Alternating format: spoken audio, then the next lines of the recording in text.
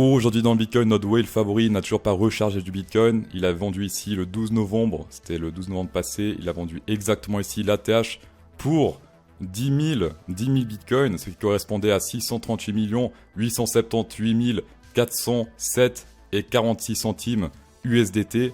Donc ça c'est un gros montant ce qu'il a vendu là, mais il n'a toujours pas rechargé depuis. Historiquement ce whale a souvent buy the dip et acheté plus ou moins vers l'ATH.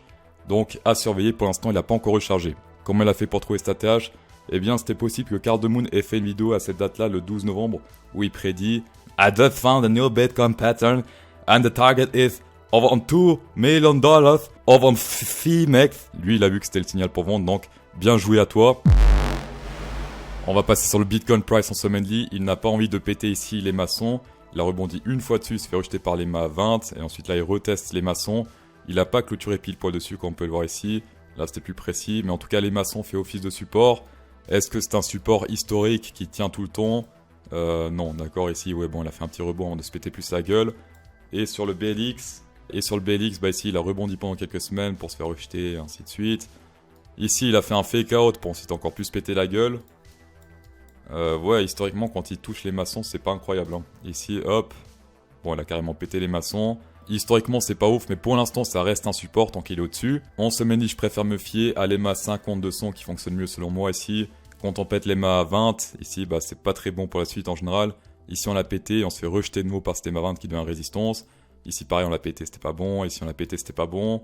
Ici pareil pété, c'était pas bon. Donc là ça fonctionne à chaque fois. Alors que l'EMA 100, bah c'est pas ouf. On est toujours dans ce range parallèle. Over on Binance ici. On se fait rejeter par le centre, à nouveau ici le centre de ce range qui fait office de résistance support. Là on se fait rejeter quelques jours avant de le péter.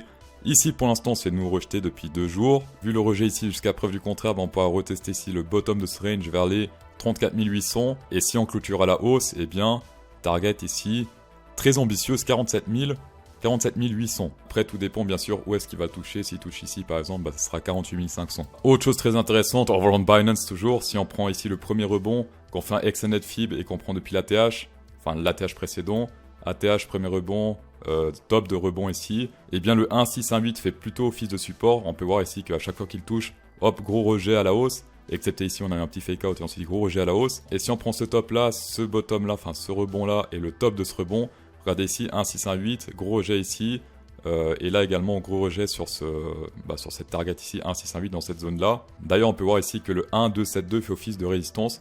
On n'a jamais clôturé au-dessus là depuis ce rebond, on se fait toujours rejeter sous cette résistance 1272. Pour moi le plus étrange c'est vraiment cette volatilité qu'on a ici avec ces tiges.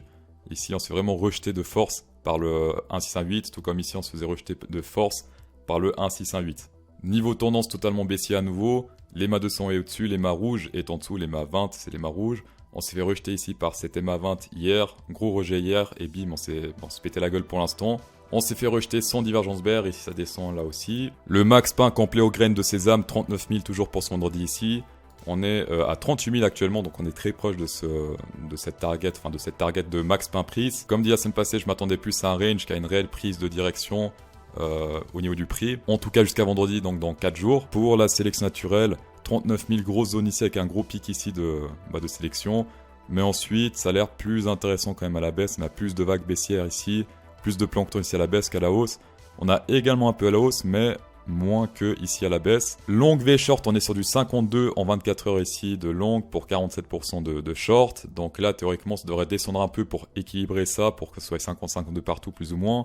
Et sur du 1 heure, on est également sur du 52%. Donc là, sur le court terme, ça devrait descendre un peu. Et sur le moyen terme, donc 24 heures, également pour équilibrer c'est long short. En 4 heures, on atteint la target 2 de ce ABCD Extended Special Go. Donc deuxième target atteinte ici. D'ailleurs, ça fait office de résistance comme on peut le voir. On a également une divergence ici de momentum puisqu'ici sur le MACD, ça fait que descendre. Ici, c'est tout droit. Donc ça, en général, c'est pas très bon sur le court terme. Si le prix monte jusqu'à dans la zone de 41 000, 41 500 et 44 200, on est sur un shark bear. Donc un shark bear qui peut redescendre. Donc attention au shark quand on rentre dans cette zone, c'est marqué ici. Top 44 000 et bottom 41 492. Sinon la tendance est également totalement baissière ici en 4 heures. Donc on est baissier en jour-lit et en 4 heures. Les mâts 200 au-dessus, les mâts rouges en dessous. Niveau haut point intérêt, j'ai annoncé hier soir over on Twitter qu'il y a un gros désintérêt sur l'eau point intérêt ici comme on peut le voir. Autant de trades ouverts que lors de ce bottom là. Ça en général c'est pas très bon sur le court terme. C'est à dire que les futurs n'ont pas envie de trader que ce soit des longues ou des shorts, et quand personne n'a envie de trader, et bien en général ça descend. Et actuellement le point d'intérêt, regardez bien ici, ça continue à descendre légèrement, ici ça monte légèrement. Donc là ce sont les spots qui font monter le prix, mais les futurs ne sont toujours pas intéressés par trader ici. Ils sont intéressés à partir du moment où ça monte sur les deux, comme par exemple ici ça monte sur le prix et aussi sur le haut point d'intérêt. Mais ici en tout cas pour l'instant les futurs n'ont pas envie de trader. Voilà. Et pour ceux qui font du levier, bah ici depuis le bottom ça n'a pas vraiment bougé. On est dans une sorte de range, donc les leviers sont pas très chauds à trader non plus dans cette zone. Sur Binance ça fait très longtemps, mais il y a des murs bears qui sont apparus ici vers les 41 000, 40 000 dans cette zone là. On les a même pas touchés juste légèrement ici avant de se faire rejeter pour l'instant. Les murs bulls sont ici à partir de 35 000, on a du bull, beaucoup de bull ici, 35 000. Et en général, quand on touche même pas le mur bear avant de se faire rejeter, c'est-à-dire que les bears sont vraiment très puissants dans le game. Tout comme par exemple ici, pas mal de murs bears, on a touché un vite fait ici, et après hop, on se fait rejeter. C'est assez rare que ça arrive, les murs bears, les bears qui s'affichent, par exemple ici, les bears sont même pas affichés. On est descendu sans même que les bears affichent leur mur. Ici, oui, on avait quelques-uns, d'accord, ici, mur bear, hop, on se fait rejeter. Et là, il y a de nouveau des murs bears dans cette zone-là, 40 000. Entre 40 000 et 41 000. Cours de trading avancé sur cryptosos.fr, vous allez apprendre tout ce qu'il y a écrit ici. Et sinon, comme d'hab, en description, vous avez les avantages sur les exchanges over on Fimex ici, plus l'interface démo trading pour les débutants. Donc pour ceux qui débutent, je vous suggère Fimex. Et sinon, vous avez également over on Bybit, jusqu'à 4100 $ après premier dépôt. Voilà, vous pouvez taper dedans ici en description. On va passer sur le S&P 500 en semaine lit. Regardez ce qu'il a fait, il a clôturé pile poil sur les masses 50, donc ça c'est un support. Personnellement, quand il était ici, quand la bougie était là encore la semaine passée, honnêtement, entre nous, personne croyait qu'il allait clôturer au-dessus de l'EMA 50 ici. Voilà qui est fait. Actuellement, le SP500 a chuté de environ 14%. Est-ce que c'est un bear market ou une simple correction? Regardez ici sur ce graphe. Bear market, correction. Donc la moyenne des market corrections, c'est entre 0 et 20%. Donc jusqu'à 20%, c'est une correction. Par contre, au-delà de 20% de chute, on est sur un bear market, comme par exemple ici en 2007, en 2000, ou même en 2020, on était sur un bear market. Ici, pour l'instant, on est sur du 14%. Donc, pour l'instant, tant qu'on est sous les 20%, on est sur une simple correction. Là, il y a moyen qu'on puisse attendre puisque c'est pas une année, une bougie. Là, on voit que c'est par exemple 2000, 2002, 2007, 2010, 2011, 2015. Il y a plusieurs années d'interférence entre les bougies. Comme d'hab, on n'oublie pas ce Shark Special Go ici en semaine lit. 80% de réussite, on espère qu'on va tomber sur les 20% cette fois. Et sinon, comme d'hab, merci d'avoir checké cette vidéo, ça fait extrêmement plaisir. Special Go, 10% de rabais avec CryptoSauce 10, tapez dedans. Insérez un pouce bleu dans cette vidéo pour faire encore plus de plaisir et incrémenter encore plus le plaisir de moi et de cette vidéo. Et bonne soirée.